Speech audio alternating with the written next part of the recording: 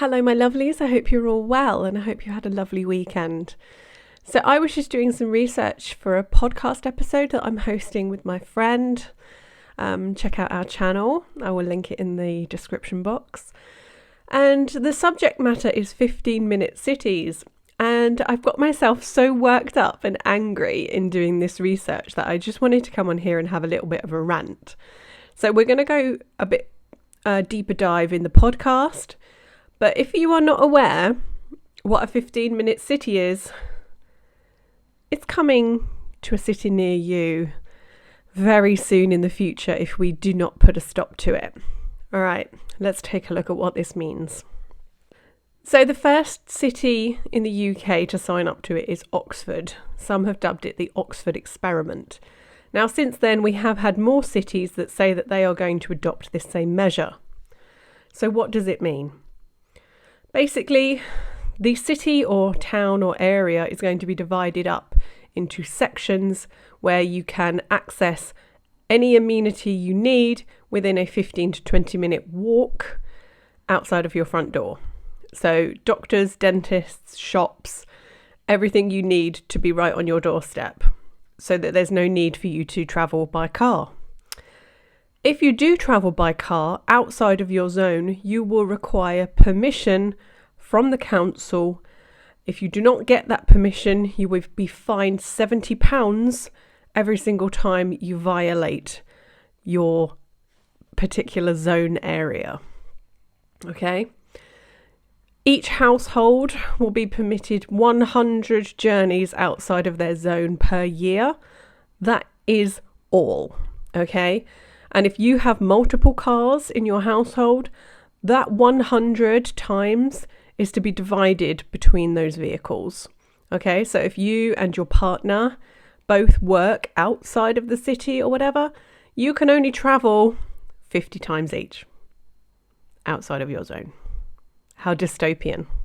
Now, there is still a public debate going on about this, but the council have said it's going to happen no matter what. So the fact that most residents of Oxford do not want this to happen doesn't matter. They're going to do it regardless. So if that doesn't tell you you're not living in a democracy anymore, I don't know what will. So where did this concept of a 15-minute city come from? In short, it's the Labour Party here in the UK, the American plutocracy, the United Nations and French academia. So this all boils down to them saying that this is to fight climate change or to attack a climate crisis. So a former London mayor called Ken Livingstone was a very public advocate of banning cars altogether. In fact, he said if he ever had power again, he would ban cars completely. When he was mayor in 2005, he staged the first C20 climate summit. Within a year, his initiative was backed by Bill Clinton's charitable foundation.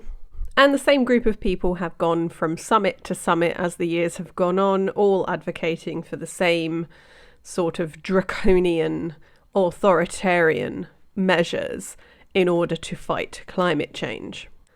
It seems that the COVID lockdowns were a big driver in them having the guts to actually put forward these options as realistic.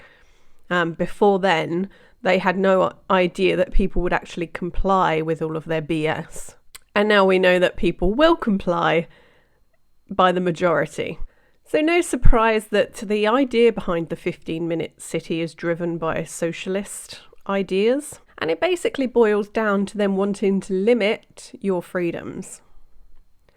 So you won't be able to travel and you won't be able to do anything without them knowing. There are going to be cameras everywhere watching your every move and listening to everything you say.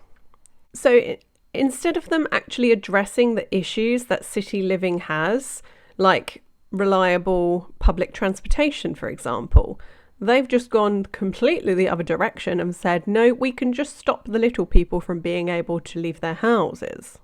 And it's not difficult to see what the end game is. If you've got all of your amenities within a 15-minute walk of your property, then you don't need to go anywhere or do anything. and the government and the council will know exactly what you do and when you do it. And if we get to the point where they have to ration food, for example, there will be a bread line just around the corner. So you don't have to worry. You'll get your government assigned handouts there. So I'd love to know your thoughts on this utopian paradise living situation that's being proposed. And don't get me wrong, if this continues, it's going to spread across the entire Western world as we know it. Is that something you want? Thank you very much for watching, and I'll see you very soon.